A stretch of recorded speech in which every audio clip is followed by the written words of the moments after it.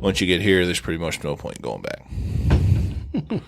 You could switch back to the Jolene, but you're not going to taste these anymore after you taste one of these two. Right. You're listening to the Podcast Detroit Network. Visit www.podcastdetroit.com for more information. The views and opinions expressed on this show do not necessarily represent those of the network, its advertisers, owners, or sponsors.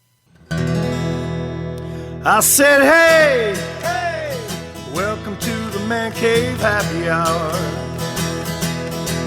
I said, hey, hey, welcome to the Man Cave Happy Hour. We're gonna drink a fine whiskey and smoke a really fine cigar. I said, hey, ladies, welcome to the Man Cave Happy Hour. I said, hey, ladies, welcome to the Man Cave Happy Hour. You're welcome to drink our whiskey and smoke our really fine cigars. One more time, boys. I said, hey, hey, welcome to the Man Cave Happy Hour. I said, hey, hey, welcome to the Man Cave Happy Hour. We're gonna smoke a really good cigar and drink a really fine whiskey. But here it is. We are in the Man Cave. It's the Man Cave Happy Hour. Once again, we are at the Wine Garden this time. We are in St. Clair Shores at the Wine Garden with our incredible host, Tony. Hello, everyone. Hey, Big Tony. Thank you. Here. Thank you for and coming. And then being a wonderful host, as always. And then Patrick from the Michigan Bourbon Club. Hello. Fresh back from Seattle. Hot and sweaty Seattle. West Coast, baby. It was a nice place. And, of course, always by my side. Hey, my name is Matt Fox. Happy to be here, as always. And it's broadcasting Podcast Detroit Network that we picked up a sponsor. So before we really get rolling, I got to tell you about our sponsor. Audible is sponsoring the whole network, which is pretty cool. So do you ever listen to audiobooks? I do not, but maybe I should. You could, and well, you could get one for free.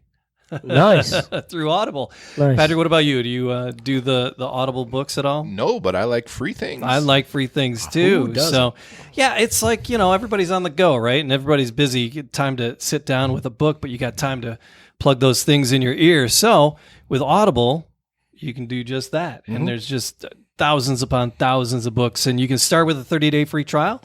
All you got to do is go to audible.com/Detroit or text Detroit to 500-500 to get yourself started with an Audible book. Matt, what's the last book that you read? Last book that I read. That wasn't all pictures. That's a really good question. I have to think about that.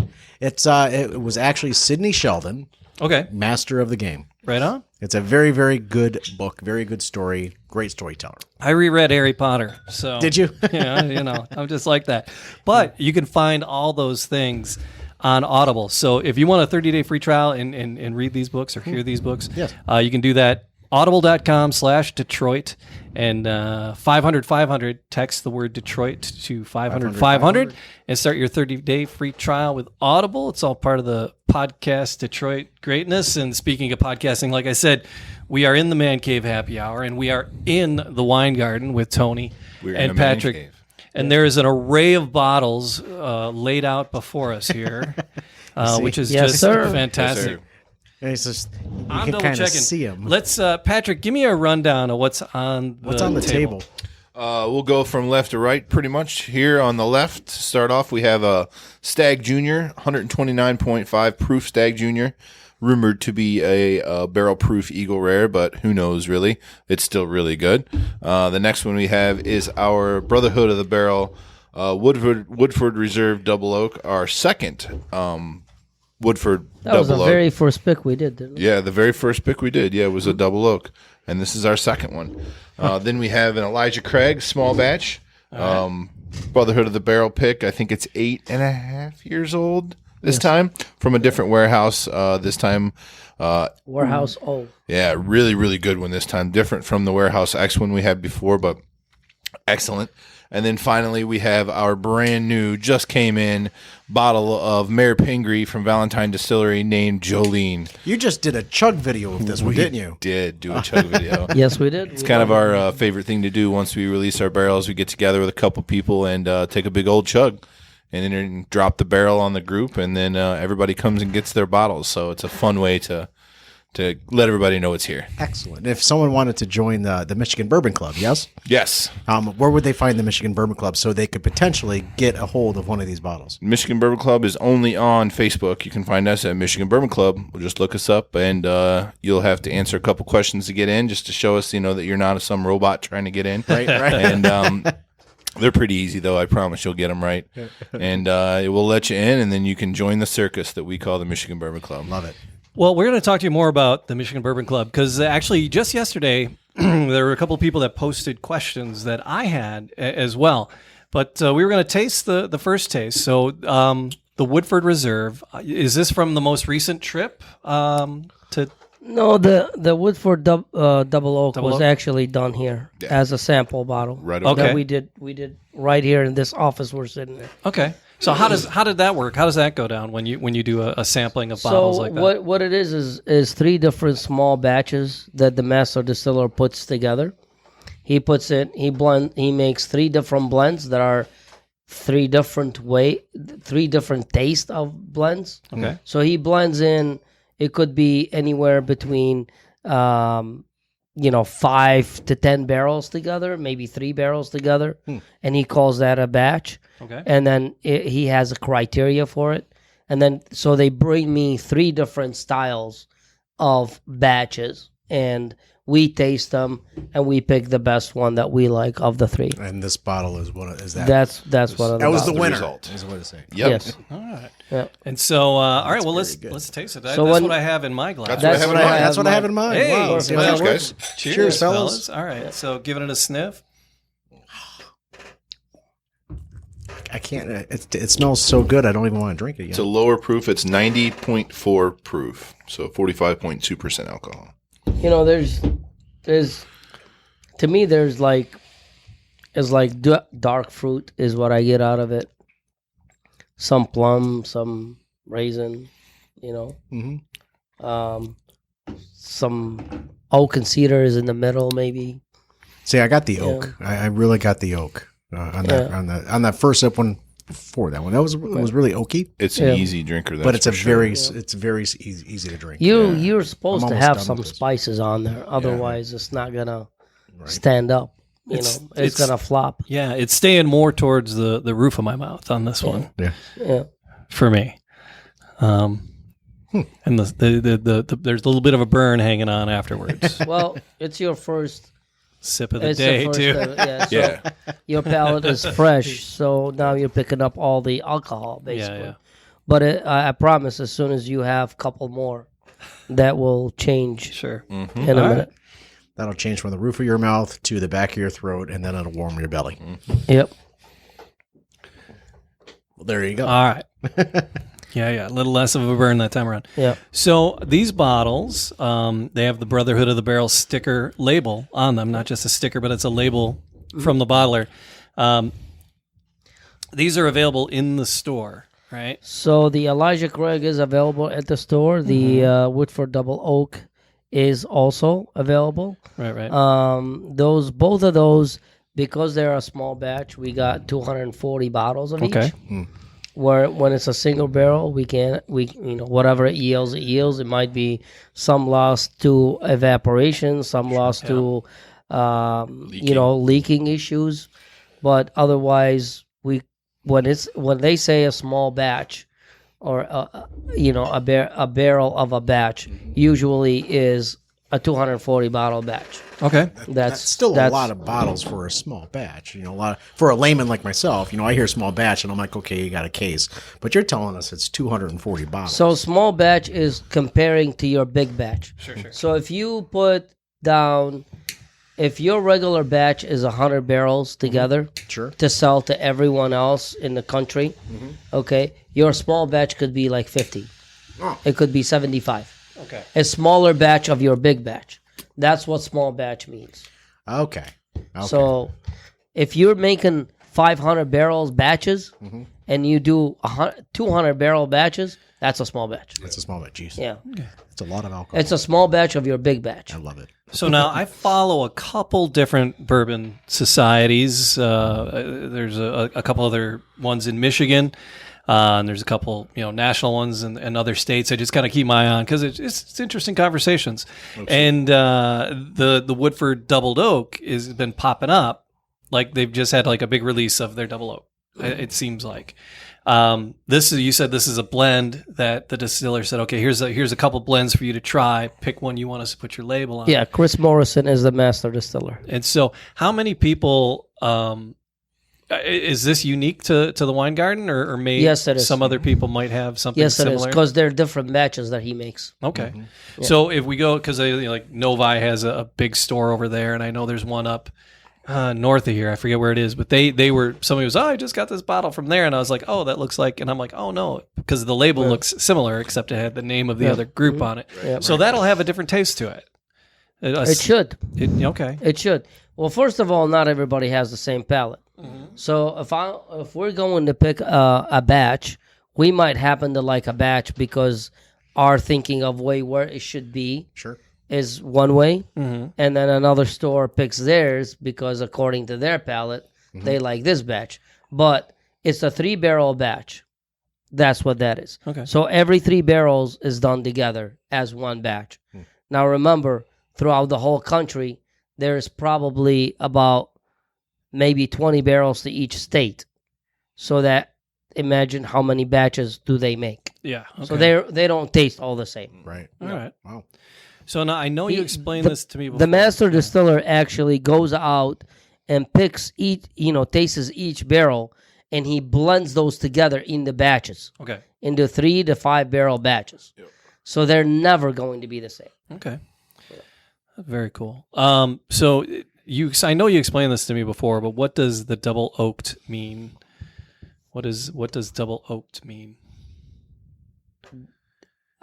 What I think is double oak means is put in 2 different barrels. Okay. So they age it for so long in the barrel. After that, they take the whiskey out of it. They put it in a second barrel that's brand new. All right. So it gets more oak and more vanilla off of the barrel. Okay. That's why it's called double oaked. Okay. Yeah, that's what I thought, but I just wanted to confirm that. So that's different than the regular Woodford Reserve that's on the shelf. Correct. So their regular stuff is not double oaked. And they also have a double oak, but it's not a small batch like this. Okay. So if you grabbed one of their double oaked off the shelf and then this one off the shelf, it'd be totally different. 2 different profiles. So the master distiller has a taste profile for the regular double oak that goes out to the whole country. That's his thing. Make it consistent. Make it always stays the same. Right. If you pick it up from my store or some store in California or Florida, it's supposed to taste the same. The small batches that we do, there are totally different blends. Okay. There's also a double oak. A double oaked? Yeah, which I don't even know. It's what like that a means, double secret probation. Yeah, double secret probation. Well, if you ever get one, that's what you got to call it. Double secret double probation. secret probation. Double I like secret prohibition. Yeah. Nice. Yeah. Save that one for a label someday. Just put that in your pocket. All right. I like that. I like that a lot. It's because I have a bottle of Woodford at home, and this is definitely a different game. Very different. I looked at my bottle last night, and I was like, I have to save myself for tomorrow. So the one you probably have is a little bit lighter, maybe. This is definitely In the coloration, I can see it from here. Definitely. It's definitely deeper, is richer. The mouthfeel is greater. It almost hits all your senses in your tongue. Again, if they didn't do it different, they wouldn't do it, right? And it is exciting that they do it different because now a customer is able to, see what every store is doing, and they can fall in love with the one that they like. Right. That's why they do it like that. Mm-hmm. But the problem with this, how many bottles of this did you said you 240, right? So when that 240 goes, I'm done. It's gone. So the next the first one we did was totally different than this. Right, right. Yeah, it did not taste like this at all. The first double oak we did at the store, Right. it did not taste like this. So the idea is not to make them taste the same, right? It wouldn't be fun. Yeah. You got to change, and palates change and evolves and get better, maybe get worse, maybe get better. But the idea is to change. Right. To not drink the same stuff over and over again. You need to keep your palate guessing at all times. If You you're should have doing the brought some same corn thing, chips along for the party. yeah, right. In between the two. Yeah, you can't do the same thing all the time. You just get stagnant. You gotta mix it up. And doing the small batches like you are, it's a really good idea. Plus, when something new comes out, it gives you the opportunity, as Wine Garden, to reach back out and say, "Hey, let's try something different." Yeah. Right. So build up a new clientele, possibly. Who knows? Well, I mean, people have palates. Everybody. Something I like, people don't like. Something customer likes, I may not like that. Right. That's why there's so many different bottles and so many different blends. So Elijah Craig was up next on the hit parade, is what we were looking at. And now this one it's another Brotherhood of the Bottle labeled yes, Brotherhood of the Barrel. barrel. Sorry, No problem. get it right. So another Brotherhood of the Barrel. So let's pass the Elijah Craig around, and while we do that, I can tell you more about Audible, our sponsor today. No, I won't do that. Perfect. You should. No. But if you text 500, text the word Detroit to that, you can get a 30-day free trial on the Audible for sure. There you go, Mr. Flanagan. Thank you, sir. What was that number you're supposed to text again? 500, because you do have to say it at least twice for it to count. All right, so now looking at the Elijah Craig. It's gonna be a little lighter in color. Yeah, I had noticed that straight away. It smells sweeter. Yes, a little more honey, molasses in there. It's 47% alcohol per volume. Yep. I got that right? Yep. All right. So it's a little bit higher than this. This was 45.2. All right. So this is 94 proof. Yep. All right. Elijah Craig, a lot of people may not know, comes from Heaven Hill Distillery, Where's Heaven Hill Distillery? Bardstown, Kentucky. Okay. Is that the main Heaven Hill? Is that the main label? So Heaven Hill is the parent company the parent. of Elijah Craig. Okay. That's one of the brands that they have. Because you see, I'm not, again, just learning and figuring it out. So the Heaven Hill, I see that label, and it is that a premium liquor? Is it a medium? Is it a low end? What is They it? have They have a lot. plenty of everything. Do they? Yeah. Because once I've joined the club, I've seen people with like rows of Heaven Hill. It's like, look what I got, and they're all excited. I'm like, oh, is that something to be excited about? Then I'm gonna. I think they're talking about the 6-year rye. Was it a 6-year rye they came out with? Right, the one that is not available in Michigan. For Heaven Hill? the 6-year. No, that's a bourbon, Yeah, isn't it? 6-year bourbon. Yeah, 6-year bourbon. So in the white label, it's awesome, and it's what is it, $12 for a bottle? Oh wow! Yeah. Okay. So, But it's not available in the yeah, state of for Michigan. $7.50. So you can mix that with your Dr Pepper and Be all right. Not feel bad. Yeah, it's really good too. It's 100 proof, bottled in bond. okay. It's tasty. Heaven Hill is a very, very large distillery. Okay. As large as Jim Beam. Jim Beam is another great big distillery. They probably barrel about 12 to 1,300 barrels a day. Your day. A day. Wow. That's how massive they are. My They're- liver just shrunk just thinking about Yeah. that. Actually, It's amazing, right? They've mastered it. Wow. Heaven Hill is a great distillery. They got some really good stuff. Yes, they do. So they, do a lot of great stuff, but unfortunately, some of their brands don't get, they get looked over. But it is a great distillery. They have some low end, middle, high end, just like everybody else. Okay. Low age, middle age, high end age. And how long does it have to age until they can actually distribute and sell it? Is it 1 year? that it has For to- bourbon, 2 years. 2 years. Yep. Okay. 2 years for bourbon. Yep. So in bourbon isn't strictly Kentucky. No. right? It's that was a All piece of of United- legislation from like the 30s or the 60s or something. All of United States. You could And- make it in Hawaii. You could make Yeah. it in California. You could make it in Michigan. Right. Yeah. Right. Although 95% of it still comes out of Kentucky. A lot of it. Yeah. So And good. and part of that because of the water that they have, Sure. the limestone water, it strips all the irons and everything out of. It's basically an RO water without doing it an RO way of doing it. Yeah. So the limestone strips all the irons out of it, and it becomes its best water you can drink technically. You Right. know. Well, Cindy, now that's the thing to go off track a little bit because Matt posted something to my Facebook page.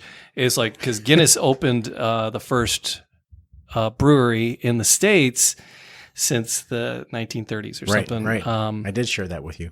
Yeah, and about that. I'm like, well, why bother? Because if the water and everything isn't coming from Ireland, if yeah. it's not there just outside of Dublin, trickling down out of the mountains, why? Well, I don't want seriously. I don't want Boston water in my Guinness. No offense, Boston, but It's like Coca-Cola. Yeah. Coca-Cola's been doing it, and they give rights to like the Middle East yeah, to make their pop, and Right. then some part of Mexico to do their pop too. It's contracts. They do it, but it's never going to taste the same. right, yeah. So I'm curious what they're gonna do. We need to get a Guinness person on to talk to them. I think And so. see what kind of shenanigans. Plus, they got the what Guinness are you Blonde thinking? Ale, and the Guinness. What they got the Blonde Ale. They got. Although I like the anniversary stout, the things they've been doing with the stouts have been enjoyable. Did you have that 200th anniversary stout? Have not yet. Okay, that was like at the beginning of the year, and it's gone now. So it's I think it was just a limited. you drank it was it all, yeah, that's why. I did. It's a limited. It's sweeter than regular stout, but it's good. It's different than the draft. But yeah, I liked it a lot. So, but I'm curious what they're going to do out of that U.S. Not distillery, but the U.S. brewery. What their plan is for that? But because I figured it's like the half of it is like because the water and everything that they do it with is coming from Ireland, and that's half of the intrigue for me. Well, they can send them water from Ireland. So I'm thinking, I'm curious what their process is going to Are be. you giving me homework to do? Is that what you're doing? Yeah. All right, fair enough. Let's get a Guinness rep in here to figure out what the heck's going on. But And bring free beer. Oh yeah. But we're back to Heaven Hill and the Elijah Craig and the Brotherhood of the Barrel bottle that you have currently in the store. I actually have one of these at home and cracked it open with a friend. And I said, "What do you got?" So I had a 1792, and I had the Angel's Envy, and I had the Elijah Craig on the counter. I said, "Which one? What do you want to do?" I had no idea he went for the Elijah, and he's like, and he was raving about it. He was just like, So is raving, he a raving about beginner? this. No, not at all. Okay. Not at all. A lot of beginners love the Elijah Craig because it's very easy to drink. It's soft, it's caramel, it's vanilla. Just by smelling it, you get that caramel, you get the vanilla. Because out it's of that, 94 proof could be a good easy proof for a lot of people. The people that drink bourbon all the time, they want the higher and higher proof all the time because your palate keeps telling you I want more and more. Right. But for the beginners mostly, I shouldn't say the beginners, but for people that starts out drinking bourbon earlier, learning about it, they love the Elijah Craig because it's easier, it's caramely, it's vanilla. Like I said, it's a great bourbon. The price is right. It's not expensive. It has a good aging for that price. So it has all the elements to be a good winner. So how old is this guy? 8.5 years 8.5. old. Okay. Wow. Yeah. So most of the Elijah Craig that like the shelf brand, is that just going to be a 2 year, 2 or 3 year? No, they're probably at 6. Okay. All right. They're probably at 6. It does not say it on the bottle. Sure. So we do not know, but I say between 5 to 7 years old. Right. But this one is 8, 8.5. 8.5. Yep. Yeah, because when they sent us a sample, they told us when that barrel was put to sleep. We did the same thing for this as we did for the Double Oak, where they sent us three different ones. Okay. Right. And we sat here with the rep, and then we tasted it, and then she told us how old each one was because she didn't want that to influence our pick. Sure. Because a lot of times people just say, I want the oldest one. I don't care what it tastes like. Right. And a lot of times, I mean, it could be That's not the the best tasting one. It could be, but a lot of times it's not. In my experience, I mean, we've done this one twice now, and both times it wasn't the oldest one that we picked. 8.5. Well, we like the blind tastings. Yeah. I mean, that's the true story. Because putting times on it and putting this, it's all in the taste. If you really close your eyes and start tasting things, you'll become better at your taste. Mm-hmm. If you close your mouth and look at everything, you're really not going to learn much. No. You know, It's like you having need the to taste answers it. for a test before you take the test. I passed. Yeah. Wait a minute. Yeah. Didn't earn it though. No. You have to earn it. You guys like it? Got to earn your bourbon Actually, I stripes. do. Yeah.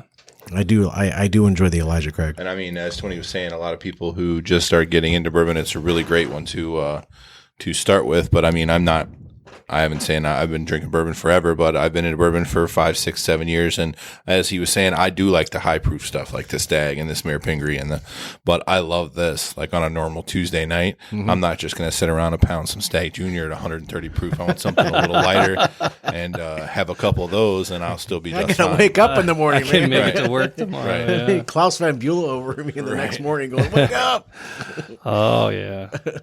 So speaking of which, what do you do, Patrick? What do you do 9 to 5? I work for one of the big three, and I test powertrains. So yeah? I test engines and transmissions. Okay. So of all of our So products, do you run them until they break? that's one of the tests we do. We do all kinds that of tests for, you have to test the engines and transmissions thoroughly before you release them to the public. So Of course. once they get out into the public, we have thoroughly beaten the living shit out of everything a lot more than you can. Yeah. You know, I was involved in the high performance engine that we do for a while, the Hellcat. Nice. And I got friends like, oh yeah, I got a Hellcat. And, I beat the crap out of this car and blah blah blah. And it's like, no, you don't. I did though. I did. So are these tests like just in racks, and they're not like on the road? They're not on a test ground. They're just these are powertrain only. So it's on an engine dyno setup. yeah. Right. So we do dyno work. We have all kinds of different kinds of dynos. There's chassis dynos and then engine dynos and stuff. So I just work on the engine side. How long you been doing that? I've been doing engine dyno work for about 20 years now. Yeah. So It doesn't look like you could be doing anything for 20 years. yeah, I know. I graduated. I went to U of D Mercy here in Detroit. Okay, that was going to be my next question. So what And, kind of training did you have to do this? I graduated in 2002 Okay. with a mechanical engineering degree, and I started. I was doing co-op jobs during that, because you have to do co-op jobs during your time there. So I technically started in like 98, 99. Started doing my they co-op kept you jobs. on? Well, no, I changed. okay. Like my very first co-op job ever was at the Ford Wixom plant, which is no longer there. Sure. And then I worked at Vistion, which is no longer there. No, it's not. And then I worked at Bosch. And then actually I did two Bosch internships, and then they hired me after I graduated. So I stayed on at Bosch for a couple of years, and then I left and went a couple different places, and then the bottom fell out of the market, and then I delivered pizzas with my fancy degree for a while. And Oh man. Oh, what's I did the best pizzas pizza? I did pizzas for a long time. Jets man. Pizza, man. I did pizzas for a while too. Domino's and Man, Jets. we got a lot of pizza guys. in Yeah. here. Did you do pizza too? I certainly as hell did. Did I get you into pizza? No, No, you I did got you not. into DJing. You got me into DJing, Yeah. didn't you? I got everybody else I know into. I was still doing pizza. Jenny did pizza. Lisa did pizza. She couldn't find a house to save her life, so she lasted like a week. Pat did pizza with me. Kip, Mark. It's a great way to make some They extra all- cash when you got no job. yeah. I mean, Yeah. Pizza's good. yeah. I was pulling Oh, down it some was- serious coin. Yeah. It was the pizza. heyday too. And my It was engineering brain kept track of everything, like all my tips and everything. So I ended up bringing home, like when I worked, it was average about $20 an hour. So let me ask you the question, Patrick. Pretty good. Here you are, you're testing engines, right? You're one of the big three, and you're breaking shit all the time. And then you go, you know what? I want a really good bourbon. How did you go from doing what you were doing to wanting to get into the bourbon club and the origins of bourbon, the bourbon club? Well, I don't know. I just started one day. I was like, I want to try. I thought I wanted to be fancy and try some scotch. 'Cause Okay. everybody likes scotch, right? And it was the expensive thing. So I tried some scotches when I started, and I'm like, I don't like this stuff, and so might as well try bourbon. Right. So I started trying different bourbons, and my local liquor store, I was out on the west side, like West Bloomfield, over in that area, and found a couple stores that I felt comfortable going in and out of and talking with the people. So they started recommending things, and then I got hooked on Blanton's. And I started collecting all the Blanton's toppers with all the different letters, and that's really what got me hooked into bourbon was Blanton's. Okay. So yeah, it all went downhill or uphill from there, I guess you could say. Uphill? Yeah. Yeah, uphill. Yeah, I'll go with you on that So, one. and then, I found some local, like I'd run into people, and then I'd start talking to friends, like, oh yeah, I like bourbon too, and I like bourbon too. And then, Facebook popped up in whatever year Facebook started, and then all the groups started. Yeah. So, I was into all these groups for other things, and I'm like, there's got to be groups for bourbon, right? Sure, So yeah. type in bourbon, and I found some Michigan ones, and here we are. You made your own. Yep. Very good. Mike, thank you for that. So Yeah. no, I was The long-winded interested version in, of my interested bourbon in the people. But yeah, as we're drinking the Elijah Craig, talking about the Michigan Bourbon Club, it's we're going to over 3,000 members. I think so. I think we're either really damn Let's close. take a look at the Let's ticker. look. As of today, I think you were Let's- at two. let's look at the ticker. You were at 2,900. It's as in of the it's in the today. 2900s And right it should now. be 2901 if you accept my request to join. Oh, are you just joining now? I am just joining now. Welcome I'm just to- now getting around. To Welcome it. to the party, Perfect. pal. Awesome. Give this guy another drink. Right.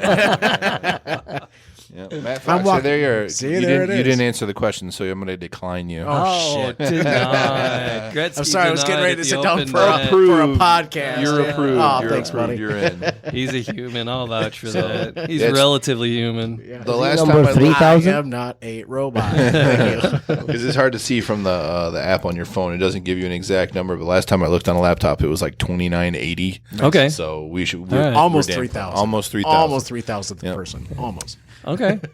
So that's a pretty fair sized group because I've looked is. at some of the other bourbon clubs and people say, oh yeah, we got 1,000 people, and I'm like, wait a second, the club I'm in, there's like I thought there was over $3,000. I'm like, wimps. Yeah. But you know, and again, your active members Yeah. and your regular contributors, and then you got your lurkers and your people who joined and never do anything Yeah, again. they never you looked get once. that. But out of your active people, I mean, because when you offer up a bottle, it goes. Yeah. Right, and that's the It's- thing with all the members that you have, and you only get a certain number of bottles. Mm-hmm. Like for the Pingree that we're going to look at next, right? How many bottles did you guys get in? 113. And you have almost 3,000 members. So folks What have did you to be- do on July? What's the one before that? You did July 15th. Right. You did one on July 15th. Was that the Maker's Mark? Was that the- yeah, Yes. Maker's As it was Yes. a Maker's Mark. Yeah. Uh-huh. There was only how many? There was like 120? No, they're 240 bottles. Oh, they're 240 on So that? some of the bottles at the shop we keep for our regular customers. Right. So when we do the pick with NBC, Yeah. so the Wine Garden joining NBC, Right. the Brotherhood joining NBC, we always give them the most amount of numbers of bottles because they're going and picking with us. Right. So Michigan Bourbon Club. Okay. so when we do it, we always we leave some for the shop for Okay. our regular customers. Sure. All right. You know, so Plus Tony's secret stash. Yeah. oh, we don't want to talk Friends and family. about so, but giving 70 bottles out of 113, that's like more like 80%. Sure. Oh, yeah. You know? Yep. Yeah, each members Yeah, have to be on the ball Yeah. to get involved and get a bottle of the Pingree or whatever you guys. And those are not to give them a little more hype than they need to, but they are special bottles. Yeah. I mean, stuff you can't buy off the shelf. No. Right. That's why people run to put their name down for bottles. I constantly get people that says, I missed out on this bottle. Tony, do you have a bottle for me? Right. I'm from NBC, and if I have a few extra bottles, I'll let them go for them. Mm-hmm. But really is filling up the list is the people that go on the list first get the first dibs on them. Yeah. And then after that is if we have any extras, I'll release them. You know, Right. Because as the Michigan Bourbon Club, Patrick, you can't just go down to makers and say, I want to buy a barrel. No. And you're like, no, I got lots of money in my pocket. I really, really want to buy a barrel. They don't care. And Because there's lots of people there like isn't that. like a big tall guy and a little short guy in a white suit sending you out on a truck. No, wait, that's Smoking the Bandit. Right. But you can't just do that, right? No. You can't just go get it. You have to go through a licensed distributor, or Correct. a licensed they retailer. used to be at one day where you were allowed to do that. Right. If you had a bunch of money and you want to go to the distillery and pick your own barrel, that was allowed. But because of how the bourbon boom in the last 5-7 years, you're not allowed to do that. You have to go through it. Even then, you still had to go through a retailer. Right. The barrel had to come to a retailer, and the retailer had to sell it to you at state minimum, to at least, so they can. So the state of Michigan gets their own Get their taxes. Yeah. and- Uncle Sam's got to So- get paid. Of course. So even back then, Right. was allowed. But I mean, right now, if the some distilleries that had some groups or like guys that used to pick from them 10-15 years ago, they still let them do that, but they still have to go through a store to be delivered to a store. Yeah, they got grandfathered in, but they're not taking any. Like, it doesn't, like as Tony was saying, it doesn't matter how much money you have in your pocket. Right. If I wanted one, I'm brand new, and they don't. Not that they don't care, but they don't really care because there's 5,000 other stores that they have accounts with and they support their distillery. Sure. They get the barrels over me. 6, 7, 8 years ago, that wasn't the case. Right. They had plenty to spare, and there wasn't. Nobody was buying. Tony's gonna fix me. It's like making it crazy that I'm voting on it, and it's like, Oh, we are smoking a cigar as we're sitting here talking too. So we are smoking on a La Barbara. Le Barbara from Caldwell Cigars. Nice, very smooth. Yeah. Very. It's a. So I figure I bring something that is not going to overpower what you're doing. yeah. You Because know? actually, on our second episode of the Man Cave, we did it at the Stray Cat Lounge, which we'll be going back there. They've been calling. They want us to come back. You guys are welcome to come. Thank you. I know Jackie very well. Oh my God, she knows me yeah. very So well. Jackie's good she people. saw us do the last episode that we did at the Music Town, and literally that night she was like, "Why the hell haven't you guys come back to us?" And I'm like, "Well, you haven't called us." So we're going back there. Jackie is awesome, and the folks at the Stray And Cat Scott is their husband. and Scott, Yes. So what they did. They paired us with the Elijah Craig and one of the cigars out of his humidor there, and we talked about that on episode 2 or 3 of the Man Cave. Yeah. So, Jeez, that was good. fun. That was good times. That was nice. It is a nice place. Very- I like going to Stray Cat. It's between home and work, so I often after golf stop by and hang out and What's your handicap, Tony? not very good. Man. I wish you didn't bring this up. Bourbon. Comes to that. My handicap is bourbon. In St. Clair Shores, it's high. I'm probably like a 14 handicap, 15 maybe sometimes. But You want to hear something funny? I don't even know what my handicap is because I suck that much. Yeah. If you want to go golfing with me, you'll laugh your ass off. That is. I get my money's worth because I get to hit it a lot.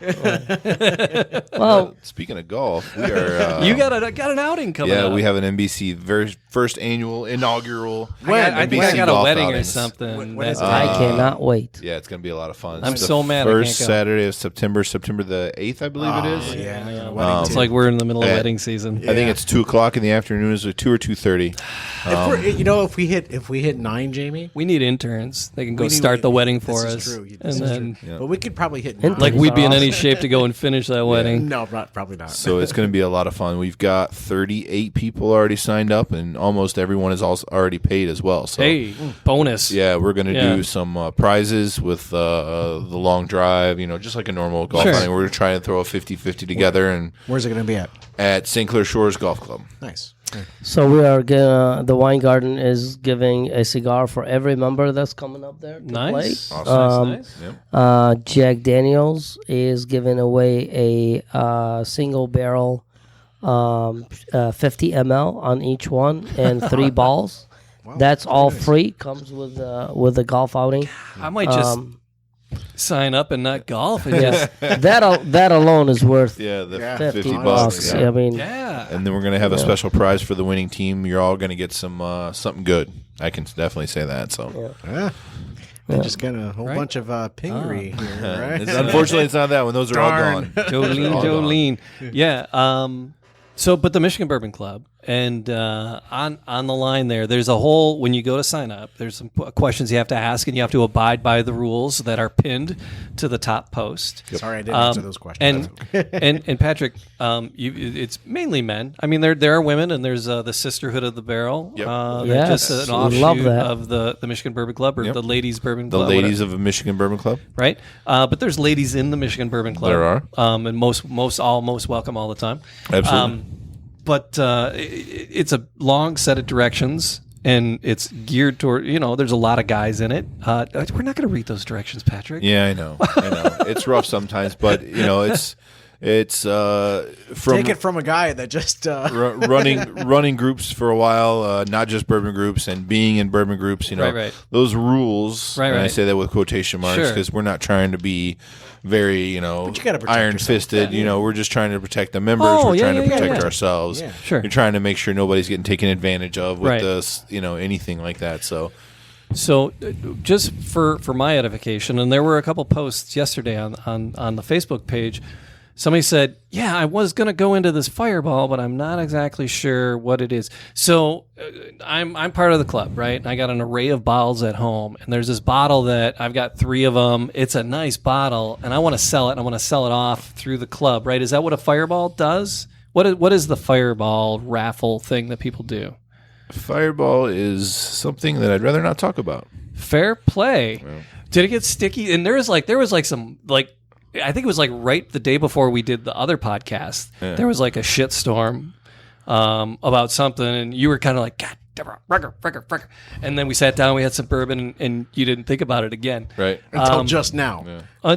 Wow. I love how big he's smiling. Look at that. The video camera's on. You can see that smile. But if you'd like read the directions pinned at the top. Yep. Read the directions, fair play. and you can. Everything will be explained. And if anybody has any questions about anything, feel free to just ask me privately, and I'll explain it. All right. Did you hear that? We'll talk to this. Does guy it? privately. Okay. So yeah, because I don't quite understand it, and I didn't bother to go back and read it. I figured I would just ask you. Yep. And so, but not right this second. I will gladly explain it all to you when we stop talking. When the microphones are because off. if you do say it and you don't say it exactly right, Yeah. people go, but you said. But you said it right? here. I have so it on, no, that's on cool. tape. That's very cool. Yep. Because people do that, and they're like sticklers for, or they've broken the rules, or they've broken the chain of command, or however it goes, and then they complain about it. So okay, I get that. Yeah. So you want to be. I have an wiping ashes advice on your for floor. Sorry everyone. about that. Yeah. If you don't want to be part of the Powerball, Don't do it. just walk away from it. Yeah. I If see you them all don't the time. like it, if it's not something you want to do, They're Powerballs, just Fireballs. walk away from it. It's Fireball. it's not a it's fireball, like Powerball. it's like the lottery. Yeah. There is a lotto Yeah. machine I did already. at every store, every gas station, airport, everywhere you go. Walk. If you don't want to play the lottery, the Michigan right. State Lottery, what do you Don't do? play. Apparently, You don't Tony, play you it. don't know how addiction works. Yeah. So you should be always careful with how much you spend. Obviously, Yeah. You know? Yeah. You know, don't spend your own fortune trying to get something. You know. Yeah. This is supposed to be for fun, Right. Right. Exactly. and it's supposed to be for extra stuff you have. It's not. You're not doing it to make a fortune out of it. But I mean, if you keep putting money in for them, you're either gonna win or you're gonna lose. I mean, right. that's the main thing. We're all ready? Yeah, that's what I'm drinking. All right, good. Jolene. Oh, I'm still on allergic right now. No, but so there's that, and people just kind of show off what they got, right? There was a post today that was a little heartwarming that somebody's friend's mother passed away, and they had some bottles on the shelf, and there was one bottle that he did some research on it. It was valued at, he saw it was valued anywhere from $2,000 to $2,900. is what, and he was like, he goes, am I, and that's why he turned to the club, and he was Right. like, is that right? He goes, because this mom's on a fixed income, and if we can move this for her and sell it for her, Right. you know, $2,500 would be a nice little chunk for this lady. Right. It'd be nice to help her out. Would I be fair and right in selling this? I thought that was cool. It's like one of the cool things about the club. Absolutely, we're always willing to help when it comes to that.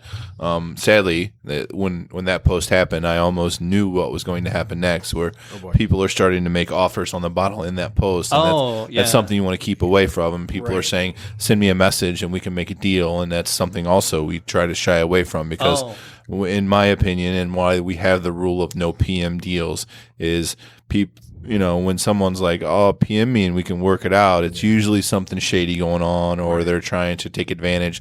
They don't want everybody to see you or see the person getting lowballed or whatever, and then you turn around and sell it somewhere else and you make some money. You know, so it is. So, Why but do that people post in suck, general Tony? is awesome. People are people, You man. know? I So don't he like got that. a fair valuation because a couple people on there do deal in high end bottles. So I tag somebody else tags somebody else who knows the valuation. Talk to this guy. Yeah, but it ended up being the bottle's worth about $1,700-$1,700, which is what I thought as Still. well. But it'll still help out. Greatly. But if it goes to Honestly, charity well, for $2,500, I mean that's a great deal for the charity To help the if it's mom, going. yeah, yeah, I mean, if you're doing it for a charity and a charity gets it for $4,000 or whatever, it's a charity. Sure. It's not just a regular random, raffle. Right. So it's going for a good cause. There's a lot of stuff you see because the Michigan Bourbon Club is a very, very active club. How many posts do you think go up a day? A lot. A whole lot. It just depends on the day and the time. Usually our busiest time is like Friday evening from like when everybody gets off work till late at night. Till they can't type anymore. Right. What are you drinking? I'd say on a good day, a busy day, like not a Friday night or whatever, probably anywhere from 10 to 50 posts. I was saying about 50 posts a day. I was going to say, which is what we're trying to do. We want to promote activity, and then the response is on top of it. Yep, and then all the comments on top. We want it to be active, and we want people to be engaged. And that was, like you were saying, how do people get in and get the bottles? That's how you get on the list. You have to be active. Not saying a person that's not active doesn't deserve a bottle. Right. Everybody should be able to drink anything they want, but if it's our bottle and our group and our names on it, we want the bottles to try and go to the people that help promote NBC and help keep it active and help keep it going. Because without people like that, then our group goes stagnant and we stop getting barrels. Right. Yeah. Yeah. So, and that's how we do it. I think we talked about this before. The way we do it, we used to just open it up, and when the bottles were gone, they were gone, and then people were upset, like, "Hey, some guy that." I've never seen his name, just got a bottle over me, and I'm all about NBC. And we thought, you know what? You're right. So we open it up now for about an hour and a half, depending on how long it takes to get, say we have 150 bottles. If it takes more than an hour to get 150 names on the list, then, obviously we'll leave it open. But leave it open, however, and say we get 300 names, then we do a randomized list, and however many are available, say there's only 100 available, then those 100 people, after they've been vetted that they are actually an active person, then those 100 people get the bottles. So like on the maker's bottle, however many there were, people chimed in that first hour. You actually left it open for about 2 hours. Yeah, about 2.5 hours. And you still had 7 bottles to go. Yeah, we got. And you kind of you let a couple of people do doubles and stuff at that point. I think. Well, some bottles are just a little bit more sought after. Yeah, so some people jump on like the Wellers and the Blanton barrels really, really quick, and more of them will come in. Yeah. And something like maybe the Elijah Craig, maybe the Mayor Pingree gets a little bit less play. Right. That's why he does what he does. You know. Yeah, because I don't have a bottle of Maker at home right now, and I wanted one. I'm like, I know they picked one. I think I'll wait for the pick to come out to get one to bring home. That one is totally different from any Maker's Mark you've ever had. Yeah. Okay. You'll never have another And Maker's like it. Never. You'll never have another Maker's I'm so Mark excited. like it. I haven't picked it up yet. It's actually different than the one we had before. I paid for it. Can I pick it up? No, not yet. It's not here they're yet. not here yet. yet. Okay, that's what I thought. I'm like, am I missing a No. piece? Tony did 'Cause one the last year, Pingree though. Turned around really quick, and it's here. Well, that's because we bottled it the day we picked it. Yep. Yeah. And then Okay. the Maker's reason why Mark it is took taking so long is because it had to go through the Michigan, the liquor control Right. to get here. Right. So It went to the wholesaler, and the wholesaler had to send it to me. Right. In order for it to be 100% Dude, legit. I got a van outside. Right. I can load it up. that's what we tried. Believe me, I was like, can we just load these boxes? the in the maker's car? the maker's mark is not here Smokey, yet. Meat Bandit. How My you doing? dad's an TV repairman. He's got an awesome toolbox. I can fix it. Fast times. Never mind. I want to really say something about my recent trip to up north. Is it up north? Oh, you guys went up north? So I went to Torch Lake this last couple It's days. beautiful up there for you. Yeah, it was gorgeous. We got so lucky. I might even have a little, I call it Red Lobster shirt. Sure. Yeah. Got a sunburn there going? Farmer Yeah. tan going. Yeah. But I visited Mammoth Distillery. Okay. I had the pleasure to hang out with the owner for a minute. It was great. They have a Mammoth 10-year-old that's on my shelf right now. Okay. It does not come from their own distillate. It comes from George Dickel. So it's a 10-year-old bourbon that I think is very damn good. Okay. At $50. I visited them. Then I went to a couple of their what they call cocktail thing. It was great times. Torch Lake is awesome. Yeah. So the Mammoth Distillery is in Torch Lake? It is. I don't know if their address is Torch Lake. Okay. But it's like literally 5 minutes car ride from Torch Lake. All right. Yeah. So But the owner of the company lives on Torch Lake. All right. So you did you tour the distillery and all that? Yes, fun stuff? I did tour the distillery. They're working on, they have vodka and gin right now that they're distilling. They're also distilling bourbon, but they're still young. So the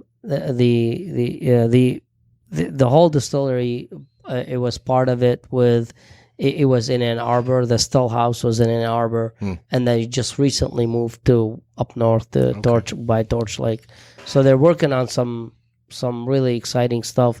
He invited me to come over to talk about, look over the distillery, see what brands he has, and I tasted a bunch of stuff at the distillery, so I was actually working when I was on vacation. Yeah. But it was fun. It was fun work, though, Yeah, right? yeah, I loved it. We had a good time, and we talked about a lot of stuff. We talked about how to market it. The bottles, what he has right now is legit. I have not tasted anything young that he has been distilling yet. But we're The youngest you working. tasted was 10-year? Well, that's what we're selling over here. Okay. So He has a 10 10-year, and then he has like a 4-year. But the 4-year, I think, might be his distillate. But it's a 4-year whiskey. It's not a 4-year bourbon. But the 10-year bourbon is really, really good at $50. Nice. I'll have to check that out. Yeah, it's not a barrel strength. So I gave him all the criteria that he needs to do. Yeah. Okay. Barrel strength, unchilled filtered. That's what you need to do. And you'll sell it to the junkies. You'll hit says, the you bourbon want the- junkies with that one. You want the 10% or you want the 90%? Yeah. So, and if it's a a more limited run, and you want to charge a premium for it, so that's the people to market towards. So Only if it's good. yeah, and Only if it's good. Yeah. and if it's good. Yeah. Speaking of good, What do we got? We Pingree. actually, Pingree. You guys just had a new bottle come How out. long? How long have they been doing? Do you know how long they've been doing? Is this a whiskey or is it a bourbon? This is Bourbon for sure. Okay, they're calling it a bourbon. straight All right. bourbon whiskey. Straight bourbon whiskey. All right. So the difference between straight bourbon whiskey and Kentucky straight bourbon whiskey, Yeah. that's a new thing for bourbon, so you can know where it came from. So if Sure. it says straight bourbon whiskey, it can come from anywhere in the United States. If it says straight Kentucky bourbon, this one. then you know it came exactly from Kentucky. Straight bourbon whiskey, and that one That's how you read the labels. Right. This is from Okay. So Pingree, the Valentine Mayor Pingree. Mayor Pingree. I have, I have a piece of Pingree history at my house. Yeah. Yeah, my house was built in 1832. But we were in an estate sale, and it was funny. It was right behind the Stagg. Thank you. And Your house was right behind the Stagg? No. We were at estate sale, and they're like, yeah, there's some things here that we brought from our last sale that are here, and they're labeled, and it was from the Pingree. It was always like a child of the Pingree estate. Okay. But it's a fire grate. And it came from the Pingree Estates. So, but yeah, because he was mayor of Detroit and governor of Michigan at the same time. I did not know that. Yeah, so that's who that cat is. He was mayor of Detroit and governor of Michigan at the same time. Talk about shenanigans. He thought Kwame was corrupt. Holy crap! What kind of stuff was he pulling? Not a lot of people know who Mayor Pingree is. Yeah, No, they yeah, don't. yeah, Included me. An early, I very thought early mayor of Mayor- Detroit. Yeah. Yeah. Oh, really? Yeah, an early Detroit mayor, and then because I think it was the capital was in Detroit at the same time, and then he was governor and mayor at the Do same you know time. the year? No. My wife would know. My wife, Yeah. when I told her the name of this bourbon, she told me all about Mayor Pingree. Wow, She's yeah. a big history buff, and she Wow. loves Detroit, so she knew all about it. Well, I jest when I say he was corrupt because we've had some pretty freaked out mayors in the city. We have. Well, one truly, genuinely, absolutely corrupt, and then the rest just kind of weird in their own right. You got to be weird to go into politics, to just put your life under a microscope and then to do that to yourself. But yeah, so he was governor and mayor. So I don't know if he had to abdicate his mayorship while he was governor or not. But at one point he was both. Yeah, for a little bit. Well, Oh, go ahead. I'm sorry. Yeah, yeah. I'm What? just looking at it. But from Valentine Vodka. Yes, The so- distilleries. Now, is this all done in this used to Ferndale? be called Woodward. Okay. This used to be called Woodward Okay. Bourbon. And is it like too close to Woodford? And everybody's like, what? No, I think it might have to do something with the Name infringement. or name something. infringement. Copyright, Okay. Yeah. maybe. All So right. they had to go to Mayor Pingree. So it is an MGP product from Indiana. It's 11 years, 11 months. So the barrels actually were not distilled at the facility. That's okay. So they bought out barrels. That was my question, yeah. So there is a lot of that stuff happen. Sure. A lot of smaller distilleries cannot handle the distill or not know how to distill very well. Sure. So they start out or they begin. Sure. They usually buy barrels from Right. already legit, or not legit, but already distilling companies. Okay. MGP happens to be one of the largest one in the United States to distill product and sell. For years, they've been doing this where they would distill and they sell already distilled product either as White Dog, and then you take it to your distillery and you finish it in your barrels, or you just buy a finished product at you come in and taste barrels and you just buy barrels. So they literally put the barrels on a pallet, send them to your distillery. You take them, you leave them a little bit longer, and then you do whatever you want to do with them. You sell them however you want to water them down. You want to sell them at 90 proof, sell them at barrel Kind of like proof. a build to suit or for sale by owner almost. Right. Basically, I mean, that's exactly what happens. Rewind a second to White Dog. Okay. What is White Dog? So White Dog is a clear distilled spirit. That's like the moonshine, right? Basically. But it basically you put the moonshine in the barrels to age, and it becomes bourbon. It becomes bourbon. Okay, fair play. So everything is white, as you see on this table. Yep. Everything is dark, but everything starts out as water. Right. And that's called a White Dog. Okay. White Dog. That's what I thought, but I wasn't sure. I'm like, we just said White Dog. I'm absolutely intrigued. Let's get back here. They sell that like a Buffalo Trace. Even I think you have White Dog, don't you? Yeah. Oh, Yeah. and they sell a White Dog? Yep, they sell the White Dog. So a lot of people, if they want to get into some experiments, you can buy the smaller 3 to 5 gallon barrels that have a char on them already, but they're brand new, and they pour White Dog in and see what happens. Oh, wow. Okay. So the smaller the barrel, the quicker the turnaround of aging. Okay. I think somebody saw your post. Because- Yeah, I think somebody's here to pick up a bottle. Because what happens is your contact with the wood is a lot greater. Right, The bigger the barrel, you have less contact Sure. with the wood, so you need more aging time. Yeah. That's why a lot of times when people do what they do with a white dog in their house, it could take like 3 to 5 months, and I'm not gonna say it's gonna taste like anything we have here, sure, because otherwise they would be doing it like this. Sure, yeah, the sure. 53-gallon barrel has to be by far like the best of scientifically aging barrels. Gotcha. You know, the 3 liter, the 5 liter, the 20 liter barrels.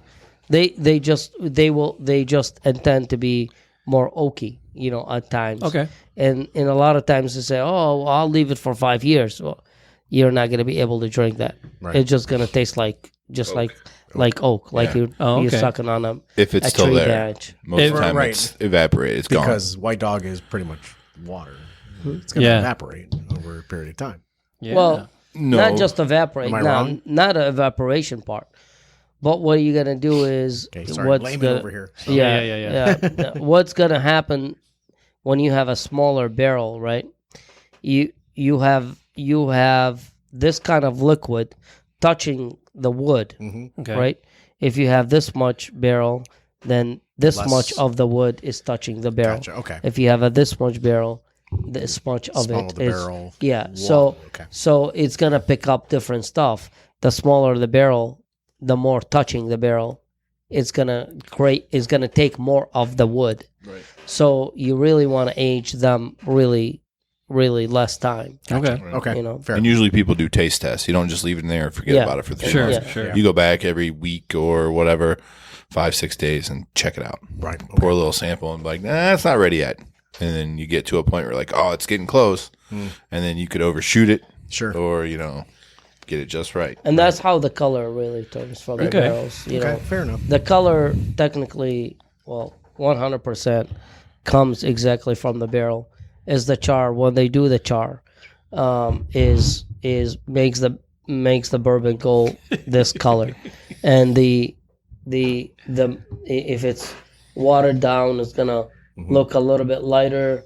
Like kind of more the double Elijah, oak right? is gonna look like that, a little bit darker. I say because the Pingree Farms actually is. I said Pingree Farms. Sorry, Mary Pingree is a little bit darker than what the Woodford or the Elijah Craig is. Yeah, but that's not Straight necessarily from the barrel, that. like literally straight from the barrel. So even though those you can see barrel char in the bottom. If you hold it up, you can see little pieces in the bottom, and that's the barrel. Oh yeah. Okay. And actually, when we poured the barrel out into the big vat before we put it in the bottles, there was a filter to catch all the chunks, well, some of the chunks, and it was all wood and stuff. And one of the guys that was with us, Travis, actually kept it and used it in his smoker Wow. and made some ribs. I thought think you were he going to did. say his potpourri machine in the living room. No. That'd be good too. I Make it smell like bourbon. His wife's like, how what do the they- hell did you put in my potpourri? Right.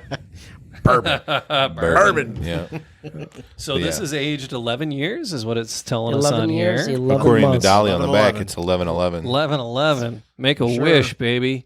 All right. So, Yo, but 11. this comes from Indiana, you said? In Yeah, Illinois? MGP MGP. from Indiana. Yes. Indiana? All right. And then they just do the finishing of it. And They really don't do any finishing No. on this one. Oh, okay. They just bought the barrels, At left 9 them in their warehouse. Yep. They got this barrel at 9 years old, he told me. Okay. So the barrel came to Michigan to Valentine's facility at 9 years old. So it's been 2 years and 11 months. It's sat wherever they decided to put it. So, Yeah. and they were all the same. It was the same batch of barrels because we got to choose from 7 or 8 barrels Yeah. that day. 7 barrels. Yeah. And they were all the same 11 years, 11 months. And they all had ladies' names. They to did. it. They all had ladies' names. But you went with Jolene. we chose Jolene. Jolene. We And there's blind- there's a nice Dolly Parton caricature on here. We blindedly test her. We blind tested. Yeah, you blinded it, but that you Jolene's came, the you one came that up with won. Jolene. I love that. Sharona came in second. Ah, Is that my, She was a good That one. wasn't They were my all ladies.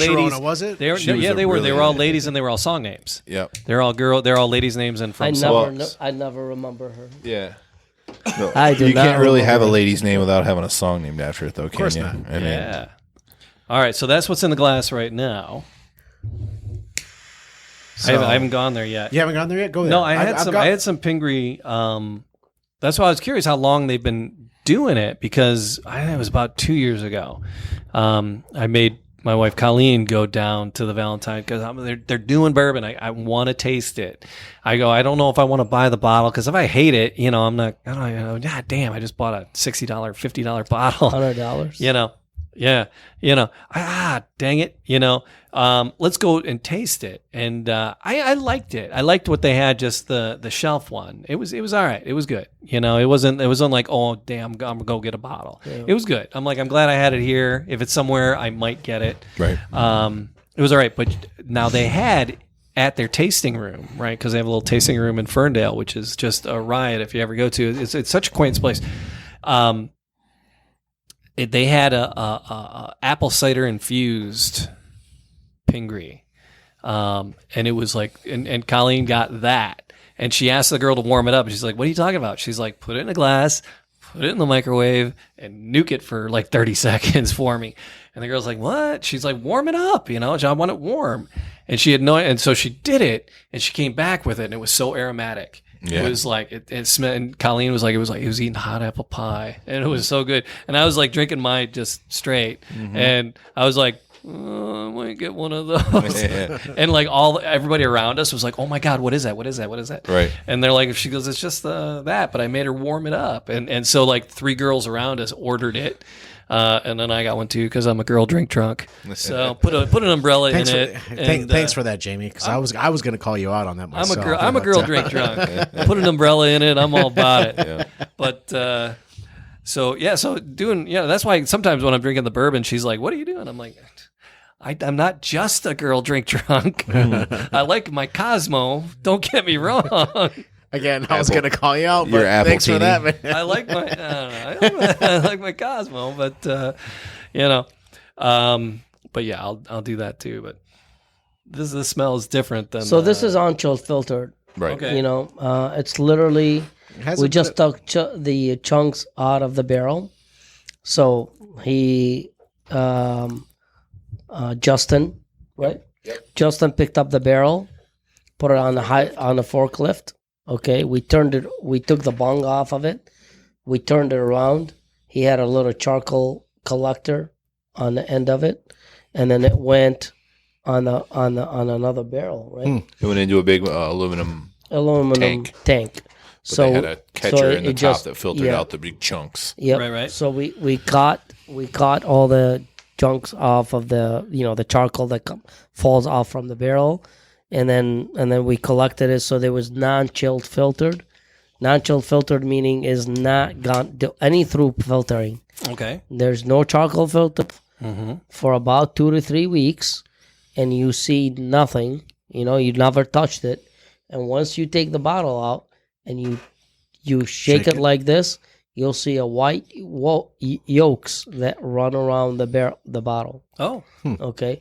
That's all the fatty acids that gets created when the bourbon happens if it's not chill filtered. That's why most companies chill filter their product so the consumers do not see that. But the crazy people like me and Patrick, we love to see that. I want to see it. I want the chunks in my bottle. I want to see it. Natural. Yeah. That's nice. Yeah. It's full. It's a really very full flavor. Very full. It fills my head. And that's definitely a characteristic of no chill filters. Yeah. So it's a great bottle. I just love drinking it. I'm a neat guy. You throw, maybe a scoop of ice, just 1 cube of ice in here, and it'll probably open up a little bit more. I'm a neat guy, so I don't do that. I like to drink my whiskey just like the way it comes out. Yeah. And some people can't do the 100 and what is this?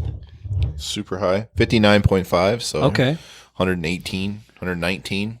proof. No, sometimes that must be the fullness I'm getting. yeah. Sometimes that's a little too hot for people, which is fine. But if you add it's got some a small drops of bite. water or, like Tony said, an ice cube, it'll definitely change, and it's definitely different. Every time you water down your alcohol, it's going to taste different. Every time. I don't know if I ever mentioned this, but anytime I try something new, I do add anything. I don't add anything to it. I'll do it neat first, and if I have to, then I'll add an ice cube or a couple drops of water. Well, it's not about you have to. It's just it will me change the personally. That's taste. just me personally. I want to taste it right out of the bottle like you, Tony, because I want to get what it's supposed to do.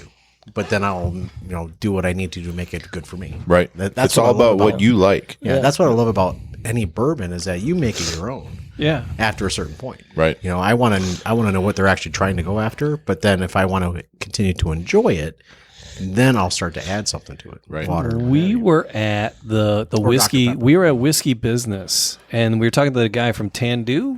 It was Tandu, yeah. Tandu. Yeah. That's more Scotch, right? Those were more of the Scotch. It was more of a Scotch, yes. Yeah. Out of Arizona. He was from Arizona. And but they were They were from Scotland, and because he had a kilt on, which was great. Nice. But he brought us over. We tried like 3. He wrecked us. We were partying hard, but he wrecked us. And we tried them all straight, and then he had a water bottle. And he just took a pin and just poked a hole in the top of the water bottle.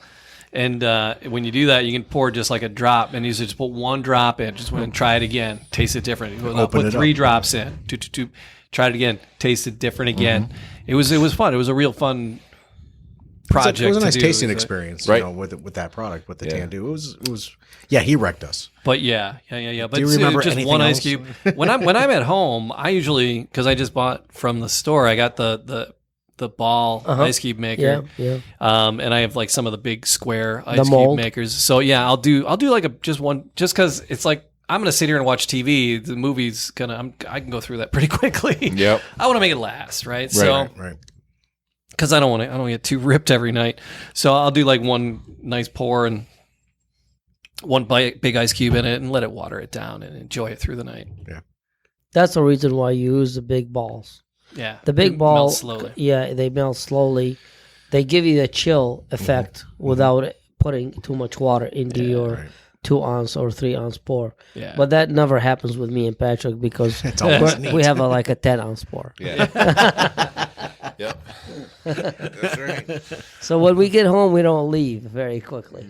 So this Jolene, so these were all this. Now this was a bottle that was just available to Michigan Bourbon Club, right? Are there any on the shelf here at the Wine Garden? They might be like 20 bottles. Okay, Okay. for friends and family, you got to know. Nudge, nudge, wink, wink. Ask for Tony. Pretty much. Pretty much. I mean, when you're dealing with 113 bottles and 70 of them are sold, Yeah, you really don't have much to, Right. yeah, but in stuff like that, I like to keep on hand. yeah. A good customer stops by and says, I want "Hey, something Tony, unique." I've been in here. I bought multiple stuff, and I haven't had that. I've been hearing about it. I'm able to hook them up. It's part of the camaraderie. It's part of that being part of the customer of the wine garden. So when we're here, and again, the Wine Garden is in St. Clair Shores. We're on Harper, south of 9, north of 8 Vernier, whatever you want to call it. Yeah, right. Right by Wally's Custards. I always tell people Wally's is next to me, but I'm sandwiched Right between by Gilbert's. Wally's and Gilbert's. Right. You So not a bad destination to pick up a couple of bottles. Not at all. So, man, that was nice. Yep. Jolene, I'm actually going to Jolene. ask you because my mother is actually getting married this weekend. We're moving over to wine, Tony. Yes, We're at gonna the move to Wine wine Garden. for a second. Perfect. Let's go to wine. It's in the name. He might know something about it. If you do, Because Dick wasn't here. There was another gray-haired gentleman there. I go, is your name Dick? Do they look alike at all, or am I just No. know, No? no, Really? No. no. Do they both have gray hair? Yeah. they Okay. do. so I would not do well. yeah, if you're looking for like a gift for a wedding or what have you for a bride and groom, what would be a good wine to get for them? Wait, because they both like their own wines. One is a red person, one's a white person. So That sounded racist. Give him a little Right? look at him a little rosé in the box. get a rosé in a box. There you go. But I want to get them a. They don't know this, but I'm getting them wine because they're both wine folks. Okay, so Or are they getting married at a winery too? wine is a lot more difficult than you think than it is than bourbon, because now you're talking about regions. Sure. You're talking about varietals. Everything changes. So if you have a Cabernet grape that's growing in France or growing in Spain or growing in Argentina or growing in California, Napa Valley, or growing in Sonoma County or growing in, it's all going to act differently. Okay. The grape is going to taste different, is going to act different. Okay. You know, so to that thing is the salesman part of me would tell you should get 2 bottles, a white wine and a red wine. And that was actually my plan, was to get one of each, just so they can do what they're going to do. But you know, I'm a huge red wine guy, and I love a good Beaujolais. Okay. So that's where I go for my own red wine. So if I was to kind of turn someone on to it, would that be a good thing to go to? Well, if you want Beaujolais, I mean, you got to go to France. You know. Okay. But if it's white, I mean, I don't know if they like Sauvignon Blanc or Pinot Grigio. If you're gonna go with a Pinot Grigio, I highly recommend you go from a Pinot Grigio from Italy. If you go for Sauvignon Blanc, for instance, it's 2 regions. You go either to Old World from France, or you can go to New Zealand, Sauvignon Blanc, where they're totally different wines. Okay. So that's how you really gotta shop your, you gotta fall in love with a varietal where it comes from. Okay. It's totally different than bourbon. Okay. Fair enough. It's totally different than bourbon because the grape acts differently anywhere you grow it. You can grow tomatoes in different part of the countries, different part of the world, and they're gonna taste different. Sure. That's how the grape is, what the soil is, what the weather is, how much sun they get. It all plays into it. It just like a good cigar, right? Just like pretty much, cigar. Same thing. You can get the same wrapper. You can grow it in Connecticut. You can grow it in Brazil. You can grow it in Nicaragua, and they're all going to taste different. Right. All right. Well, we can sidebar after we're done here. Yeah. Because I'm actually going to come over and I'm going to pick a couple of bottles out. Absolutely. So the new hotness, according to my wife, is the unoaked Chardonnay. Have you had that yet? Have you seen that? So they don't age it in a barrel. So it's just tanked in a stainless steel. And actually, I don't like Chardonnay normally, but the unoaked Chardonnay is really good. All right. Okay. There's a lot of Michigan wineries that are doing it. I was going to say, because a lot of the Traverse City wineries, they work out of stainless steel. Yeah, my wife's best friend lives up there, and we visit a lot. She lives right by Bowers Harbor, which is, it's amazing. It's probably the best winery up there. It's the one with the dogs on there. All the dogs. So and they actually are one of the only ones up there, in my opinion, that have I good. sure want to visit them. I was so close. They have good red wine, which is a really hard thing to come by in Michigan. They do. Well, they say, because it's Italy, right? Oh, Italy, wine, Italy, that's the place, right? But Michigan falls on the 42nd parallel up there in the same latitude. And they say that's part of the charm of Italy. Well, that runs through Michigan up in the Traverse area. Right. And so... That's what. But Italy gets a little warmer than Traverse. Traverse. Oh yeah. You need warmth. Oh, for sure. You need warm for grapes to create acid. Yes. Right. Acidity level is very, very, very important in any grape. So if you ever going to pair a wine with food, it must have to have a lot of acidity. If it's too sweet, it's going to flop in front of a food. Right. So the higher the acidity level of the grape, the better it is to pair with wine, with food. Cool. Thanks for that. There you Appreciate it. Yeah, you and I are going to sidebar a little bit. Absolutely. we have all these sidebars for after the show. All right, so there's another bottle. Patrick, you pulled this one out of the back of the car. You actually went out to your car to get this. I brought this along with me because it's it's a very popular bottle, and it's really good. It was sitting behind some bottles because I didn't want to bring it out because this is batch. I don't know what batch it is, but they change so frequently. This isn't available anymore, the 129.5, and this is one of the favorite ones I've ever had of the Stagg Jr. anyway, because when they change batches, the proofs change. Okay. And they, it's different barrels, it's a different mixture, it's different altogether. So this is one of my favorite ones. So I figured I'd bring it and share it.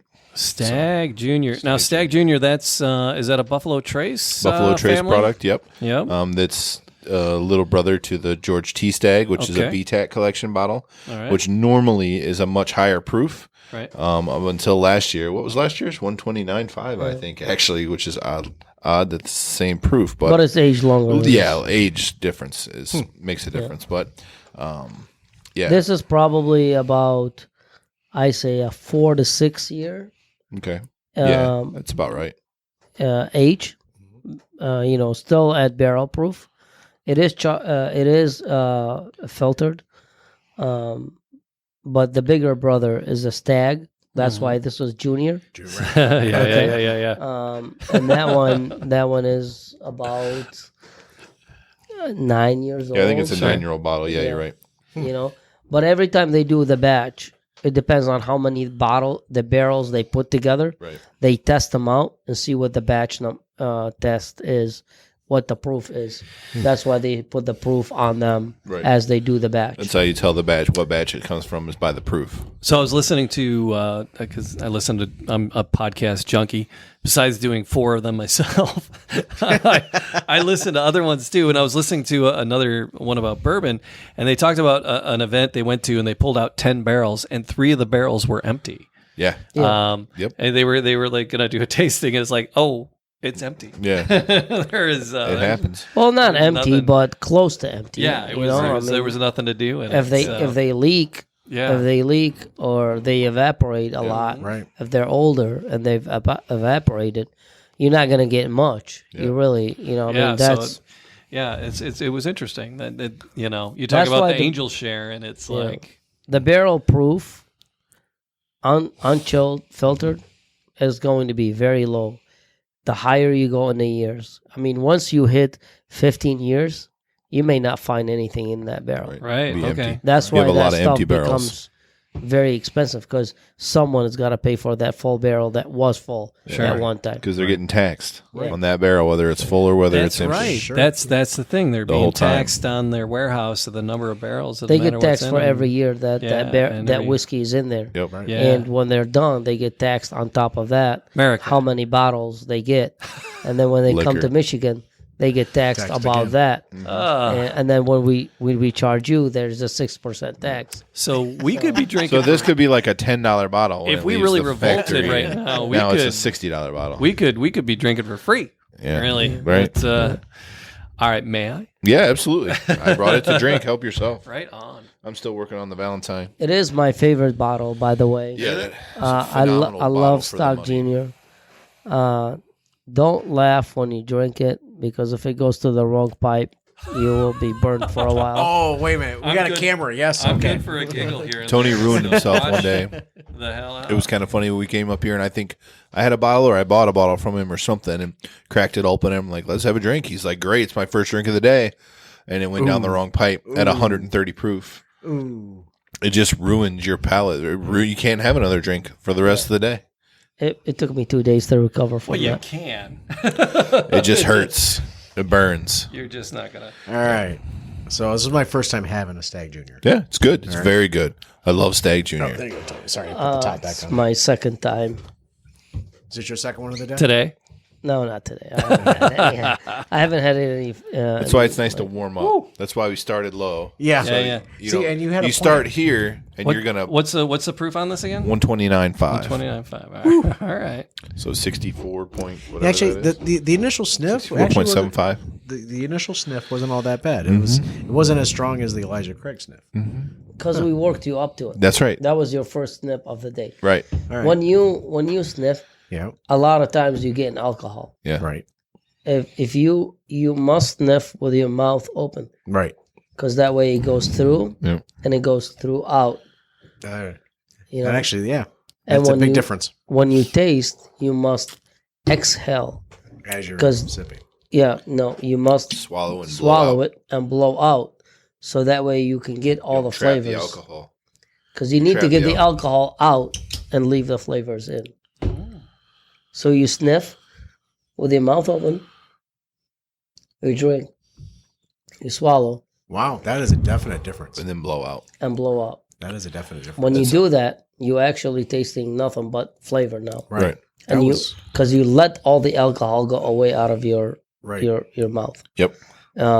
That's how you find out the flavors. That's definitely different. Because It's the I only- don't practice that normally, so Yeah. that's very And the different. more you practice that, the better you will get with it. Gotcha. Yeah. Jamie? Yeah. Well, cheers, fellas. Cheers, fellas. Cheers. God, this is good stuff. Cheers. Yeah. Right on. Love Stag. Swallow. Excel. Wow.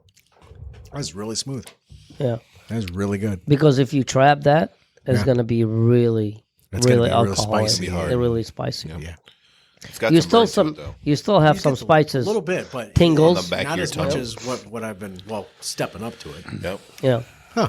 If you drank that the first thing in the morning, you're not going to be able to drink enough. of These are that. going to taste Yeah, like nothing. Yeah. Maybe you'll get some Pingree Yeah, because of yeah, the proof. yeah. But these two would be worthless to even drink. Okay. Yeah. You won't taste Unless you're anything. just trying to get drunk. Right. Yeah. It's funny. The very first time I met our other admin, Travis Justin, in person, it's kind of funny. He joined the group, and we ended up talking through PM, just shooting the shit, and I found out he lived down the street. He loves bourbon, and it's like the whole Step Brothers thing. Like, did we just become best friends? Are we? I asked him. I said, "Are we going to do karate in the garage?" And he's like, "Yep." So anyway, I go over, and he's got a kick-ass bar. I mean, his bar is I love awesome. He did build it all himself. He's a really good woodworker or carpenter. I don't know what he would be. It's a woodworker. Yeah, woodworking. So I go over there, and of course, you know, when somebody comes to your house, you want to just be like, show them the best stuff you got, right? Yeah, so, yeah.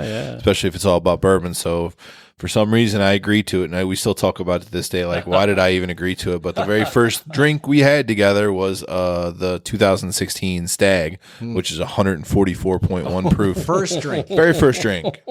And then we were trying to get together that night and just have a bunch of drinks together. sure. And it's like, well, the rest of the drinks are kind of pointless now. Yeah. You know, so Honestly. it's kind of Definitely a joke. burn your palate. Yeah, Yeah. we burnt our palate, and you know, he's trying to show off, which all of us do. You know, it's like, here, have some Stagg. You know, everybody loves it. And I would have done the same thing too. But it's like after we started drinking, and I'm like, we probably should have started off with something 90 proof and had this at the end of the night. You know. Yeah. See, you'll learn. Yeah. See, and that's a Yeah. learning experience for you. But we still laugh about it. Like, remember when we did that?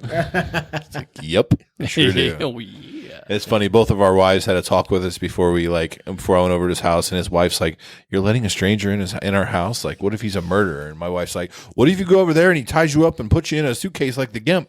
You know, As long as I'm he's like, got it's not Stagg going to in there. happen. We're just going to drink Nah, bourbon. Travis. And then you roll in, can't you're see an him imposing doing guy, Right. right? You got a crazy beard, tattoos. Right. Wife's That's what like, I told her. I'm you like, we're all gonna die. I can handle myself. She's like, no, I can't believe you're doing this. Who's Zed? Yeah, right. Zed's dead, baby. Zed's dead. So, But that's yeah, funny. great flavor. This is the same mash bill of Buffalo Trace. Okay. So for the people that want to know, If Buffalo Trace had balls, Nashville. this is Nashville basically number one, Buffalo right? Trace I love on Buffalo balls. Trace. Nashville number one, right? Stagg Jr. Mash bill number one. Right. Which is also Buffalo Trace, which is Eagle Rare. Yep, Stagg, Stagg. regular Stagg. Yeah. Okay, so they all come from the same mash bill. So the product that put in together, as far as how much corn, how much rye, how much malted barley is all the same. They never get labeled what they're going to be Nope. until they go out and pick them as they want to. Until they taste them. So if they taste like our Eagle Rare the profile, they will become an Eagle Rare barrel. If they taste like a Buffalo Trace, then they become as a Buffalo Trace. All they do to that is they water it down. They put the water. So this is 129 proof. Eagle Rare is 90 proof. Yeah. So they water it down to 90 proof. This becomes Eagle Rare. Right. So that's what they're saying. One of my friends who's got a much more advanced palate than I Yeah. told me, he said, this is barrel proof Eagle Rare. Okay. They just bottle this as Stagg Jr. Okay. Which they do. Yeah. So, and Sure. when we talk to the people down there while we're tasting barrels, you taste when we just picked our Buffalo Trace a couple months back, you're tasting it and you're like thinking to yourself, this tastes like Stagg Jr. And they look at the lady and you say that out loud and she looks at you like, because it is. Because that's what it is. Because that's what Stagg Jr. is. It's non-watered down Buffalo Trace mash bill number 1. And as Tony said, they don't say it's George Stagg Jr. or Buffalo Trace until the experts taste it and get the taste profile. And a lot of that has to do with location. Like a lot of times you'll find all the Eagle Rares are together in one part of a warehouse and all the Buffalo Trace usually in some part of other warehouse. But then again, that could be completely wrong too. I mean, they've had, at the beginning of the year, they were running out, people had mash bill number 2 Eagle Rares.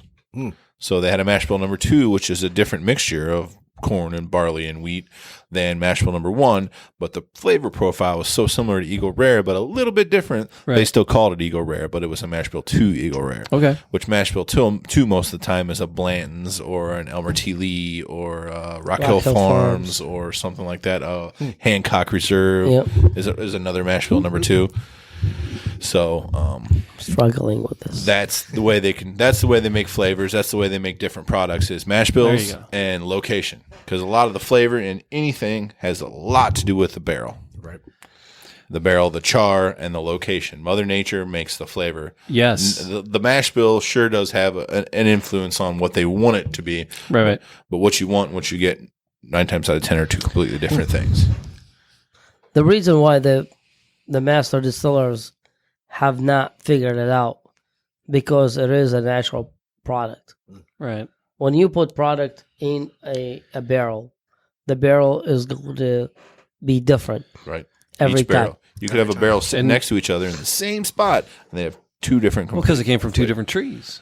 Yep. Right. 2 trees, Yeah. and that That's barrel why could have been a little bit further out, closer to the sun, or a little closer, or a little further away from the window, or the barrel above it leaked on it and somehow got in, or Yeah. There's Okay. a lot of factors that makes it. uncontrollable They're- factors. If they can find a way to make it exactly like it is all the time, they would do it. But the fun thing about it is a natural product and it's going to taste different. Right. That's Oh, yeah, 'cause the whole thing. Barrels, each and every barrel is a unique item in and of itself. Yep. Yeah. And then where it sits in the warehouse has an impact. And those warehouses are ridiculous. I didn't know how many warehouses they had and how ridiculously stocked each warehouse was until that collapse. Believe it Yeah. or not, I mean the warehouses themselves is the sun hitting them this way? Yeah, yeah. Are they Depends on hitting them which way this they're way? facing. That has a lot to do with it. There's so much, like Buffalo Trace, they have what they call a warehouse X. Warehouse X is what they do, or Dun, the dun, experiment. dun. Yeah, they do all the experimental. Experimentals. Okay. Yeah, Right on. and That's where they did They're the- trying to do totally different. Sure. They're trying to find the master barrel, the barrel that acts the best way in this weather, in this thing, in this environment, in this way. And they use the same wood from like a certain part of the tree, Right. whether it's the pot, the middle of the tree, the bottom of the tree, or the top of the tree. Right. If it is in this weather, if it's hot or cold, if it's taken, all So many this factors, analysis. so many factors go into it. It's insane. Yeah. Yeah. And they haven't figured it out No. yet. That's where they did a while back. I think it was like 2 years ago. Buffalo Trace did what they called the single oak project. Okay. So they did, and they were telling us about that the first time we toured. They gave everybody at Buffalo Trace freedom, come up with an idea, and we're going to make your idea. Huh. So they did single oak project where each barrel came from a different part of a tree or a different, the person picked the tree, like my barrel comes from that tree. And then there was 170 different single barrel project barrels that got put out, and the tasting panel of experts picked a winner. It was like, I think it was bottle number 80 or barrel number 80 was the winner. It rated an A+. So, and that bottle, they only came in 375 milliliter bottles. And that bottle on secondary market is worth a lot of money. I was actually at a bar in Seattle called Cannon, and they have, I think it's the world's largest or the United States' largest bourbon selection. Okay. The selection is insane. It was 45 pages of bourbon from like 1890 to brand new to, it was insane. It's insane. So, and they had every single one. Every single oak barrel project except the winner. They didn't have the winner. I'm sure it was already gone, but and I had a bad experience there. That's beside the point. But they had insane bottles. So it's crazy what they do just to make bourbon. They try. It's experiment. It's a big science project. Sounds like so much fun, and all the people doing it are all chemists, so they're just geeked out about it. So I love that. It's a buddy of mine owns O'Mara's, Kevin O'Mara. In Berkeley. Berkeley, I know O'Mara's. I used to live in Berkeley. So I went to high school with Kevin and his sister Shannon and Brian, the older brother. Are they Irish? A little bit. Yeah. So, but he went into, he's my favorite mad scientist, right? He went in, he does like ground sampling and soil sampling, and he has a company that does, ground testing and all kinds of stuff.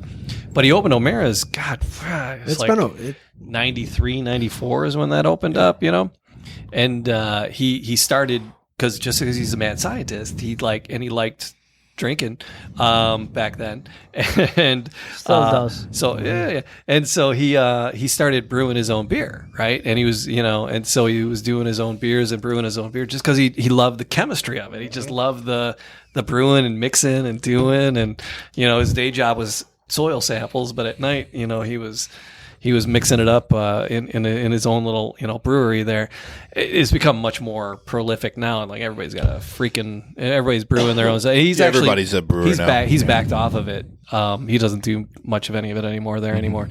But when he started back then, it was a unique thing. Not everybody did that. I got Lily's in Royal Oak, that fish place on Washington. They've been brewing beer like since the 80s. If not before then. Yeah. I didn't even know that. We got to do a show from there. Yeah, all right. We should. So it's, they've been brewing beer at Lily's in Royal Oak there for forever. But yeah, I love the mad scientist angle of it. Just these guys, they love it. And, Mr. Paul's does a beer tasting once a month. Who does? Mr. Paul's. Okay. The Paul's Shop House? Yeah. First right Saturday. by my house. First Saturday of every month they do that. Everybody brings in a bottle. It's 5-6 people, and the whole thing. People taste it and they rate the beers. Yeah, Paul's is right now. I live on Gross. I've been to a couple of them before. So I love the mad scientist angle to it, and I do too. and we win because there's so many great things to taste and try. Yeah, none of those bottles are.